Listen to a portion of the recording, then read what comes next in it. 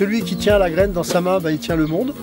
Et si on confie les graines du monde entier uniquement à des réseaux commerciaux, financiers et un peu pourris, on va plus être autonome.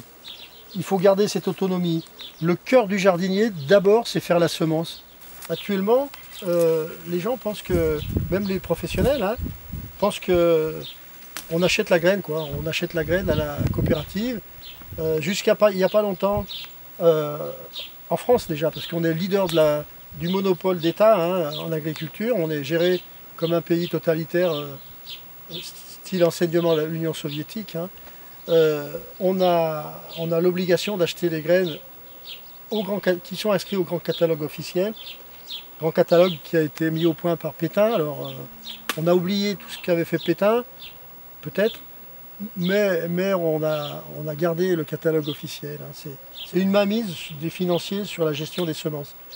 Donc le but maintenant, c'est que l'Europe, qui a peut-être changé son fusil d'épaule, fasse comprendre à la France qu'il fallait aussi que la France change son fusil d'épaule, et que le cœur du métier d'un jardinier ou d'un agriculteur, c'est d'avoir la liberté de produire ses semences et de les utiliser, de les vendre ou de les partager. Moi, je suis bénévole de Cocopelli, je suis très impliqué dans l'accueil paysan.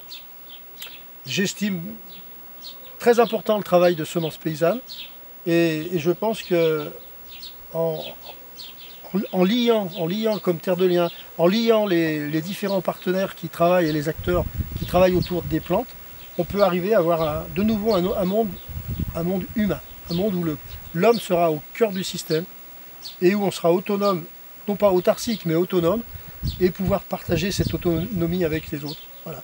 Et je pense que si on fait ces semences, si chacun fait une partie des semences, non pas forcément pour les vendre, mais pour les partager et pour les sauver, pour faire en sorte qu'elles soient sorties du système commercial.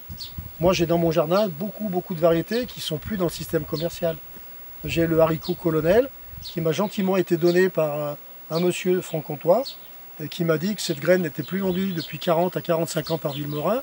C'est un haricot qui fait mes fonds de casserole. Je mange du haricot colonel, alors qu'il y a d'autres variétés plus modernes que j'essaye et qui ne fonctionnent pas. Et il faut revenir à des variétés locales. Je sème le haricot La Victoire, qui est un vieux haricot qui est semé en Franche-Comté depuis longtemps.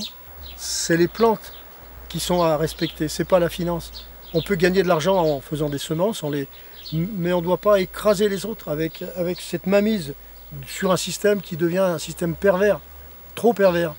Et quand on voit par exemple que le maïs actuellement est un maïs qui a été mis au point, entre autres par l'INRA, qui a mis au point des variétés qui étaient gourmandes en pesticides, en eau et en intrants, alors que le maïs de base, lui, il aime la chaleur et il supporte le manque d'eau. Alors maintenant, l'INRA se vante de mettre au point des maïs qui vont supporter la sécheresse et le manque d'eau. Il fallait laisser le maïs pousser comme il le faisait, on avait déjà ces variétés. À Cocopelli, on a des tas de variétés de maïs qui supportent tout à fait le manque d'eau et la sécheresse. Et le fin du fin, c'est de s'adapter, peut-être de planter du sorgho maintenant, qui ne demande pas d'eau. Peut-être faire du sorgho sucrier, qui est très très bon. Il suffit d'avoir un peu d'imagination. Je pense que je terminerai en disant que la seule limite de la culture, c'est l'imagination du cultivateur.